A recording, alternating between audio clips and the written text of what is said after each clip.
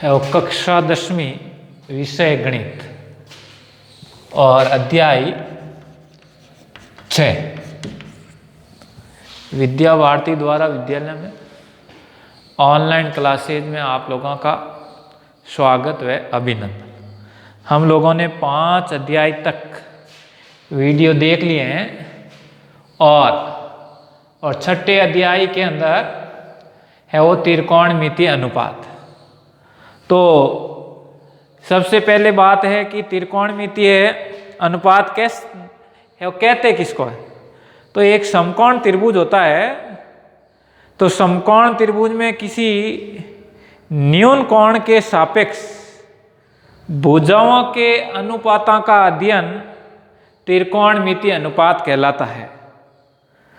तो आप लोगों के लिए कोई नया नहीं है, 9वीं कक्षा में इसका अध्ययन किया हुआ है काफी हद तक। अब यहाँ हमारे है वो कोणों के माप 0, 30, 45, 60 और 90। इस कोणों के माप से हम हैं इसके मान की एक सारणी है, उस सारणी को हम है वो कैसे ज्ञात करते हैं।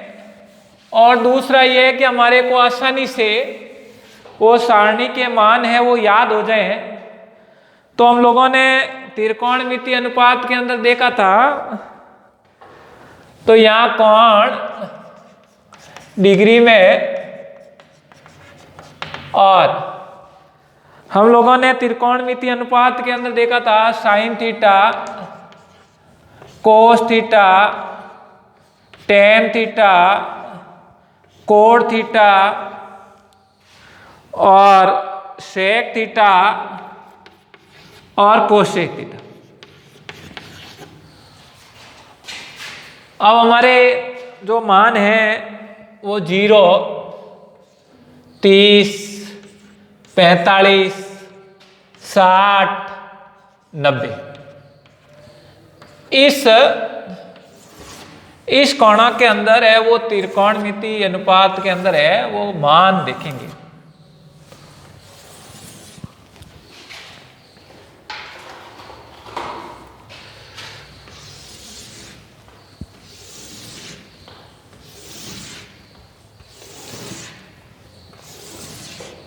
अब देखिए, हमारे को थोड़ा एक ध्यान कर लेते हैं कि यहाँ 0, 1/4, 1/2, 3/4 और 1। तो हमारे को ये लिख लिया। अब हमारे को साइन थीटा में 0 degree, 30 degree, 45 degree, 60 degree, 90 degree का मान चाहिए। तो मान निकालना है, तो साइन 0 डिग्री का मान इस सब का वर्गमूल कर लेते हैं। तो वर्गमूल कर लिया तो 0 का वर्गमूल 0, 1/4 का वर्गमूल है वो 1/2, 1 का वर्गमूल 1, 4 का वर्गमूल 2। अब 1/2 है तो इस पर तो 1/√2, √3/4 तो √3 और 4 का वर्गमूल बट्टा 2 और 1 का 1। अब ये कोस है तो इसके ठीक विपरीत लिख देते हैं। यहां से शुरू करते हैं।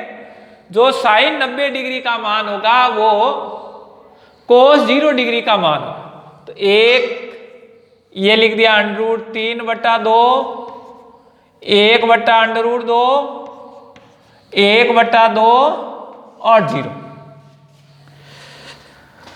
तो ये लिखने के बाद हम लोगों ने 9वीं कक्षा में भी पढ़ा था कि टेन थीटा बराबर साइन थीटा बटे कोस थीटा। तो साइन के अंदर कोस थीटा के मान का भाग दे देंगे तो हमारा है वो टेन थीटा का मान आ जाएगा। तो 0 में a का भाग दिया तो 0 आया। अब 1/2 में 1/2 भाग √3/2। तो इसको जब सरल करते हैं तो 1/2 गुणा 2/√3, तो 2 से 2 कट हो गया, तो आपका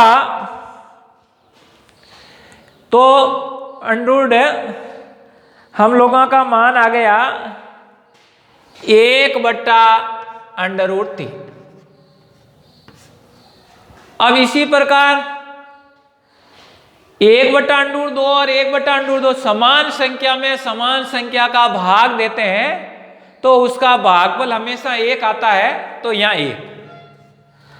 अब इसके अगले वाला देखते हैं, तो √3/2 के अंदर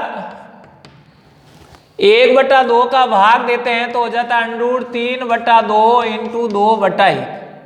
2 से 2 कट हो जाता है, तो हम लोगों का आ जाता है √3। और यहाँ 1 के अंदर 0 का भाग देते हैं तो भाग है वो अनंत बार जाता है, इसलिए यहाँ। अब कोट थीटा है, तो कोट है वो साइन का उल्टा है, यानी विपरीत है। कोट थीटा बराबर 1/tan थीटा। तो ऐसा भी कर सकते हैं, नहीं तो इसका विपरीत मान भी लिख सकते हैं, अनंत √3 1/√3 और 0। तो ऐसा भी हम है वो लिख सकते हैं। यहां से शुरू करते हैं। जो tan 90 डिग्री का मान होगा वो कोट 0 डिग्री का मान होगा, और जो है वो tan 30 डिग्री का मान होगा वो कोट 60 डिग्री का मान होगा। अब sec थीटा की बात करते हैं, तो हमने sec थीटा बराबर पढ़ा है 1/cos थीटा। ये 9वीं कक्षा में सब जानकारी थी। तो इसका अब यानी cos थीटा, तो 1 के अंदर 1 का भाग देंगे तो 1 ही आएगा। अब 1 भाग √3/2 इसको देंगे तो 1 गुणा 2/√3, तो हमारा आ जाता है 2/√3। इसी प्रकार हम भाग दे सकते हैं, तो 1/√2 तो आपका क्या हो जाता है √2, क्योंकि 1 भाग 1/√2 और 1/2 है तो 2, और 1 भाग 0 तो आपका ये अनंत आ जाता है। अब इसके अंदर इन कोसेक थीटा का यदि मान लिखना है तो हम इसका यानी sec का विपरीत भी लिख सकते हैं, अनंत 2/√2 2/√3 और 1। तो अनंत 2/√2 2/√3 और 1। तो इस प्रकार से हमारे को हमें इस सारणी जो मैंने बनाई है उस सारणी के अनुसार मान है वो कॉपी में लिख करके हम मान ज्ञात कर सकते। ये केवल 6ठे अध्याय में ही काम नहीं आएगी, एक 8वां अध्याय है उसके अंदर भी हमारे को मान की आवश्यकता रहेगी, और है वो दूसरे अध्याय में भी जरूरत पड़ती है। तो इस प्रकार से हमें सारणी बनाने। अब कभी कभी ये भी हो सकता है कि हम लोगों ने देखा है रेडियन के अंदर कोण, जो 9वीं कक्षा में भी 13वां अध्याय था, तो जो पाई था, तो इस प्रकार से भी लिखा मिला है। यदि सवाल आ जाता है तो परेशान होने की आवश्यकता नहीं है। 0 या π/6, तो π/6 का मतलब ही यही है 180/6 30 डिग्री, और फिर π/4 और फिर π/3 और π/2। तो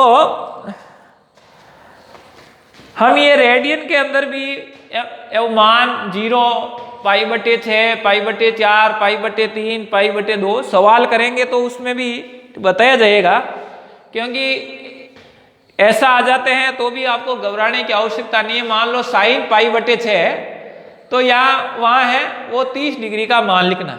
तो इस प्रकार से ये हमारी है वो सारणी बनानी हमने सीखी है, और इस है वो इसका उपयोग है वो 3-4 प्रश्नावलियों में होने वाला है। इसलिए ठीक ढंग से इस सारणी को है वो समझना और है वो इसको बनाना सीखना।